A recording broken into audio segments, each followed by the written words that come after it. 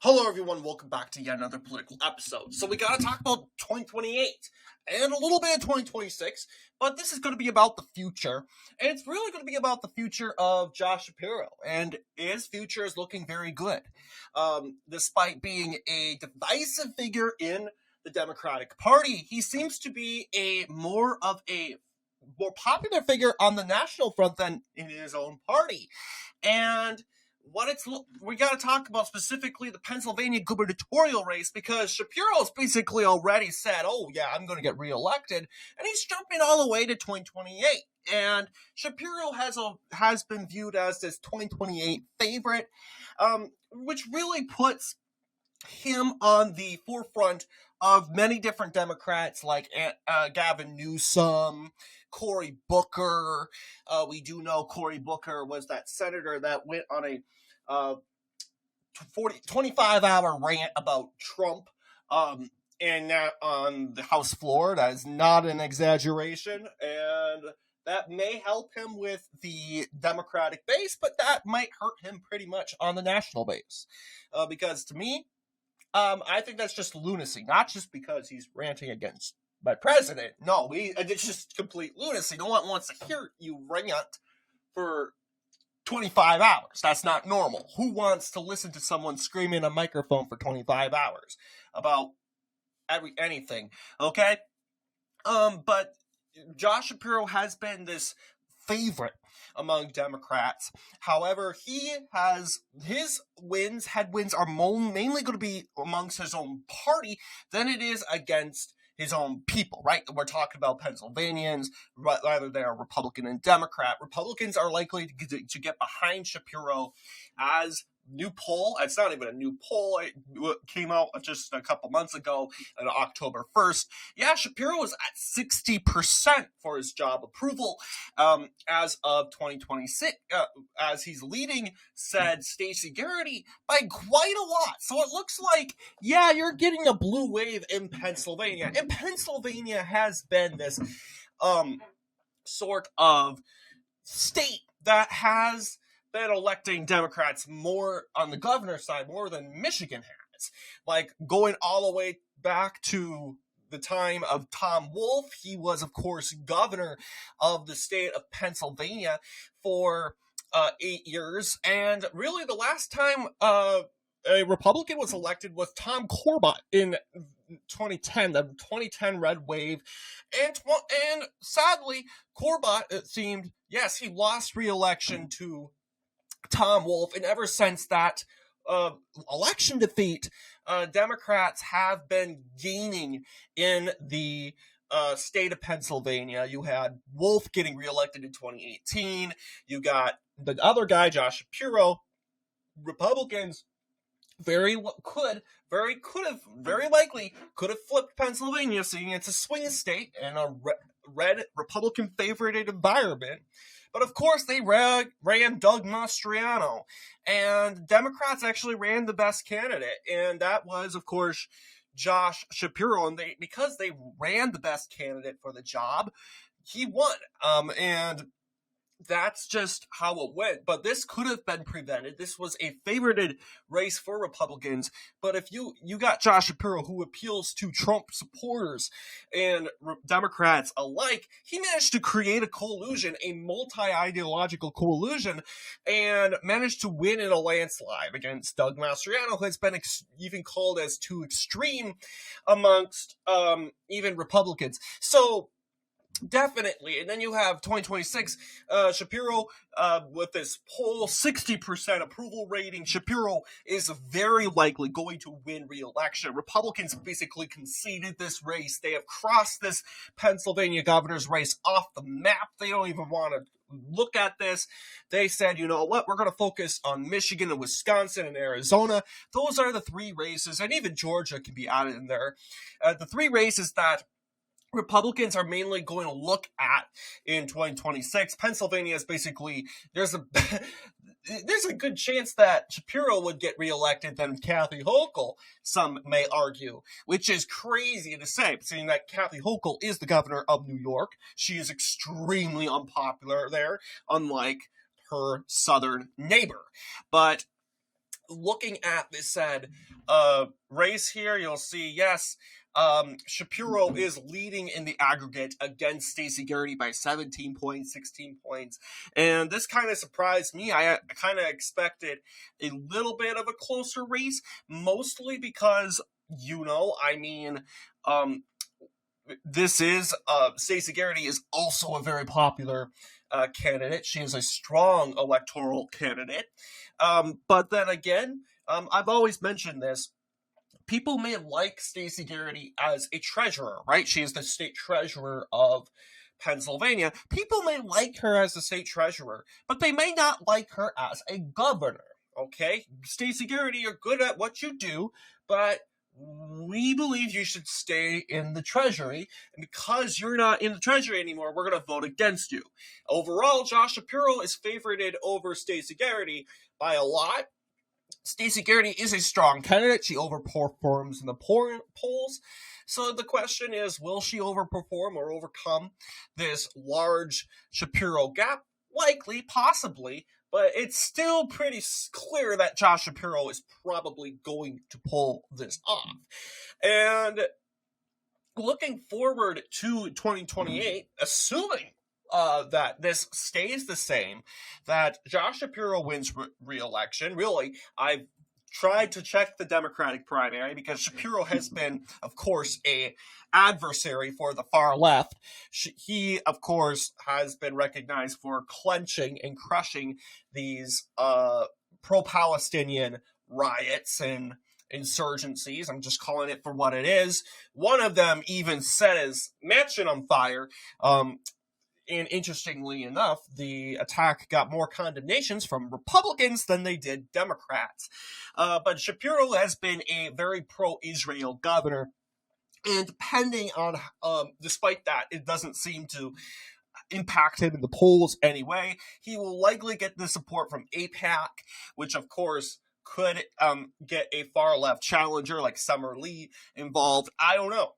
Right now, it doesn't say there's any potential, but of course, we do have time till that Democratic primary, assuming that Josh Shapiro will win that primary regardless. But looking forward to 2028, yeah, this guy's very likely going to run for president. Is he going to win the nomination? I don't know. I mean, this guy has a difficult time with the far left, and the far left basically runs the Democratic Party now. And they'll say, oh, well, you have Hecum Jeffries, you have Chuck Schumer. But let's be honest, these people are puppets of the far left. These people are manipulated by the far left. Hecum Jeffries, yeah, they believe some crazy stuff, right? You'll be like, I'd be mind blown to know that, okay, Hecum Jeffries is actually not a socialist according to the socialists, despite believing all this crazy stuff. But you see how manipulative they can be. They bend over backwards. They fold like a wet paper towel all the time. Hecum Jeffries and Chuck Schumer, so diehard, they tried to put up the government shutdown, tried to please the far left. They backfire because the far left would rather have planes crash and trains blowing up so they can point at Trump than actually have the economy open and have everyone have their checks and their Social Security and their SNAP benefits back. So that's just really how it goes. And just really Chuck Schumer and Hecum Jeffries just learned how really far extreme their base is. Even Josh Shapiro knows it, but obviously I'm going to blast Shapiro here. He's too coward. He's such a coward to actually point out that this is the far left. Okay, they're not attacking him because he's Jewish. I'm not playing the race card, the anti-Semite card. No, they're attacking him because he is a pro-Israel, AIPAC-backed governor of Pennsylvania. Okay, he's a very influential voice, so that's why they're attacking him specifically. And not to mention, he's one of the moderate factions of the Democratic Party. He is an adversary. Of the far left when it comes to the far left taking over the Democratic Party, and he's kind of an obstacle. So they would love to burn down his stuff. So obviously, Shapiro, his main headwinds are going to be with the far left than it is with Republicans. Okay, his challenge, mainly trying to get the Democratic nomination, that's going to be difficult because he's got to have the backing of the far left. Okay, maybe he gets the support of independents. Maybe he gets the support of moderate Democrats. But what is a moderate Democrat? You could say a blue dog Democrat is considered a moderate Democrat today, because it used to be that blue dog Democrats were conservatives or center right. That's not really the case anymore. Kristen Sinema is considered a blue dog Democrat, and I don't consider herself conservative whatsoever. She's definitely more moderate. That's why I'm considering blue dogs to be more moderates. But overall, yeah, Governor Shapiro will probably get support from like blue dog Democrats, more like even Jewish Democrats probably would have a hard time backing Shapiro, because these Jewish Democrats are also too far left. Okay, they're also too far left, and a lot of them hate Israel. Okay, a lot of people have this idea, this stereotype, that all Jewish people love Israel. Not all of them. In fact, the socialist Jews hate Israel. They hate Bibi Netanyahu. They hate the government. And really, they're pro-Palestinian. Okay, they are bought and sold. They are guilt-tripped to be pro-Palestinian. That's really how it goes. So I want to go and read a little bit about this Axios article and kind of go over. Obviously, I'm not going to finish all of it, but just a good portion of it, so we can go ahead and understand what the background of this is. So Pennsylvania Governor Josh Shapiro has a plan that could give him an edge in the 2028 presidential primary, engineer a blowout for his state's Democrats in next year's midterms to prove he can turn the Electoral College's biggest electoral battleground blue again. So, that's the other case. Republicans, if this guy runs, you got to root against him. You don't want this guy to win. You want the most craziest Democrat like Gavin Newsom, Kamala Harris, AOC, even Cory Booker to win. Okay? Not a Josh Shapiro, not an Andy Bashir, because they will appeal. The people that are from red states will appeal to red state voters. That I'm speaking specifically to Andy Bashir. But people that are from swing states, in this case Josh Shapiro, that's going to be a problem, because Shapiro wins Pennsylvania for sure. We know Pennsylvania's off the table. But that also makes like states like Michigan, Wisconsin, Arizona also vulnerable. Okay? This guy has an appeal to Trump voters, average Republicans. That should be a red flag for you. Okay? If this guy wins the nomination, I'm basically going to say Republicans don't have a chance whatsoever in winning in 2028. So really, if the Democrats are smart, they would go with Josh Shapiro. But even the far left has admitted that they hate the Democratic Party. They said Kyle Kulinski, the old white-haired, dyed white-haired old callous maniac, he told me, not me directly, but he told us all that the Democrats were center-right. And the Republicans are far-right. Really? Kyle Kulinski. Really? You say that the party that believes men can be women and women can be men, that boys and girls can be groomed in public schools, and that boys and girls can transition their sex and their sexual orientation via gender surgery. That's just half of it. But also spreading critical race theory, along with abortion, and taking away people's guns, and basically letting everyone into the country that is illegal, keeping them in the country, basically opening up the borders, basically eliminating the term border. You're telling me, Kyle Kulinski, that that's a center-right party.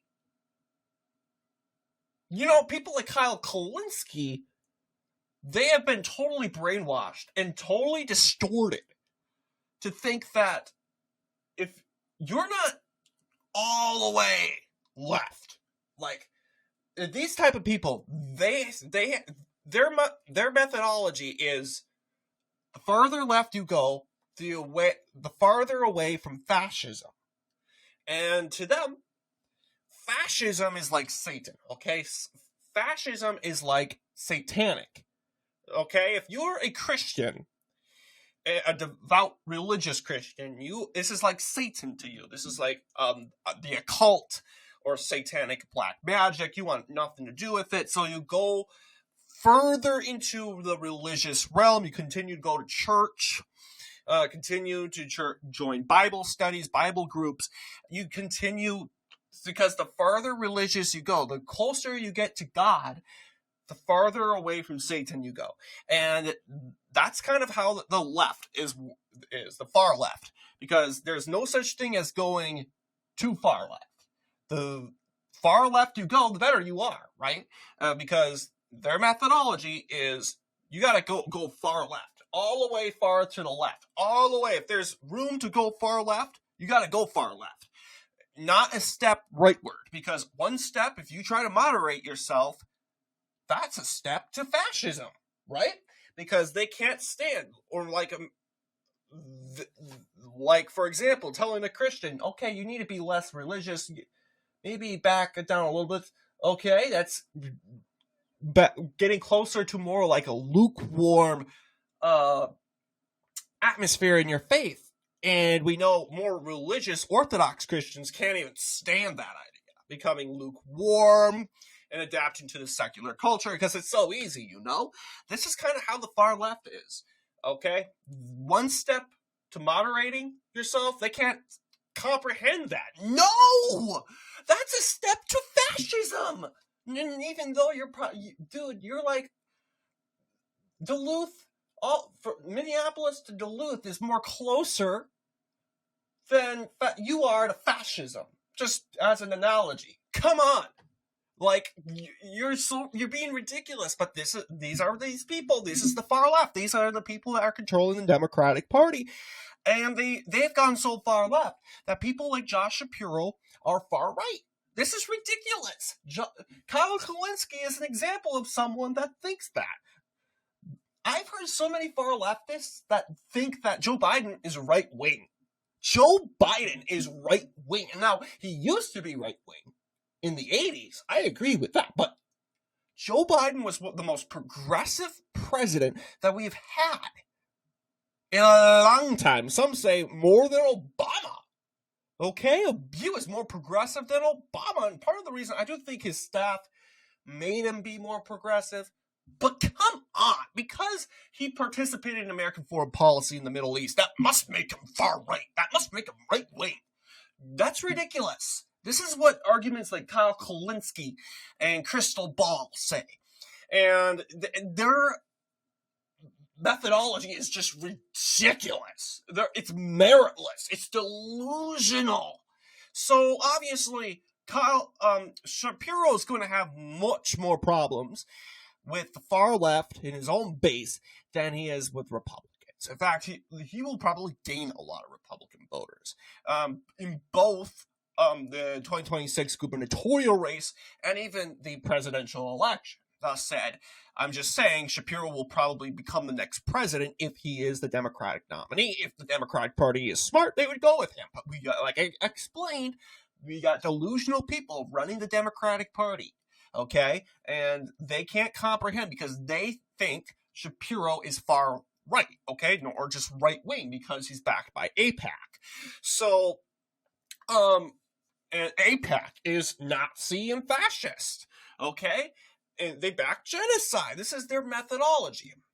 So before I end this video, I do want to go do a prediction of where things stand in Pennsylvania. As of right now, Shapiro is a very popular governor running for re-election in a Democrat-friendly year, okay? And with that being said, I think we should not get our hopes up with Stacey Garrity. Like Jack Ciattarelli, for example. We do know that Jack Ciattarelli very strong guy, very electorally, but he ultimately won like 30%, upper 30s, 39%, 38% in 2025, which a lot of people were surprised, but he gained more votes than the Governor Murphy, did in 2021. I don't doubt that Stacey Garrity will gain the votes, but will the margins meet? And I don't think it's going to work out that way. But this is kind of, I already have it envisioned in my head of what it's probably going to look like. So,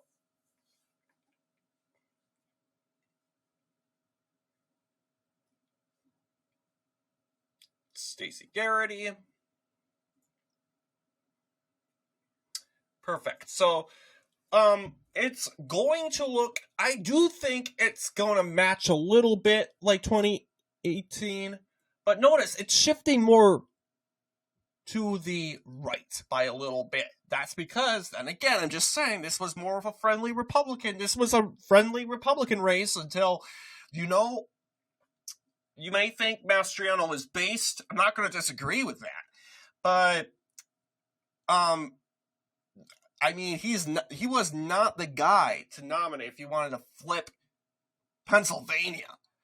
And we have people like Josh Shapiro, which the Democrats nailed it. They picked the right guy. And because they picked the right guy, Republicans suffered the consequences. They lost by a lot. Now, seeing maybe Shapiro wins by like 55%, I can see it that being the case. And what a 55% victory for Shapiro would probably look like this, okay? He carries the traditional 13 counties that Biden carried, the classical 13, but he also will get away with Berks. That's pretty, I'm pretty confident with that, and Cumberland counties. All right, and with that being said, a lot of people say, what's different? Laverne County almost went to Mastriano. I do think Stacey Garrity is going to win in Laverne County. It's 60% Trump Republican, and it's become a Republican stronghold. And it's becoming less Democratic in every 4 years. And even in, I want to believe it's Beaver County, right up here. And a lot of people were surprised to see, in the 2025 races, and this could just be a turnout issue for Democrats in that county. Beaver County did not go for Democrats in Pennsylvania, despite sweeping the elections in last month, like specifically for Brandon Newman, because Newman's from Washington County. He had a lot of coattails over here. He's the favorite son over here. You had the old classical Democratic stronghold of the mining regions shifting more left again. Beaver County is one of the bluest, and they still back the Republican Maria Batista. So that was quite interesting, especially having lots of influence near Washington County. This shows that very possibly and likely that Stacey Garrity will probably go to pick up Beaver. Not only that, but with Laverne County also. But regardless, this is pretty much a Shapiro plus 10, plus 11. It's pretty much a blowout, not necessarily a landslide, but I do imagine it would shift a point to the right. Not 3 points, not 2 points, but 1 point. Specifically that, Democrats would be in power after this for 20 years, almost 20 years. And this would pretty much set the stage for 2030. Very likely Republicans will flip Pennsylvania in 2030. If, it's a swing state, it's long overdue. I think that if Shapiro wins, and he will very likely win coming up in the midterms, he will win. And this really, Republicans need to look forward to 2030 because, and I know it's a long ways away, but seeing that, if we're the opposition party again, forbid us not, I'm not saying we should, but if we're the opposition party again, and we actually have momentum, you have someone like Gavin Newsom as president, you could actually see something like a red wave. Even with the Josh Shapiro, the opposition party tends to do pretty well in the midterm. So we're just going to have to see. Regardless, I do think Pennsylvania goes red in 2030, not in 2026. So really, Pennsylvanians, you'll have your governor, but you got to have to wait another 5 years because this Shapiro guy will probably win re-election. But anyway, what do you guys think in regards to this video? Let me know down below. And as always, I'll see you all in the next political episode.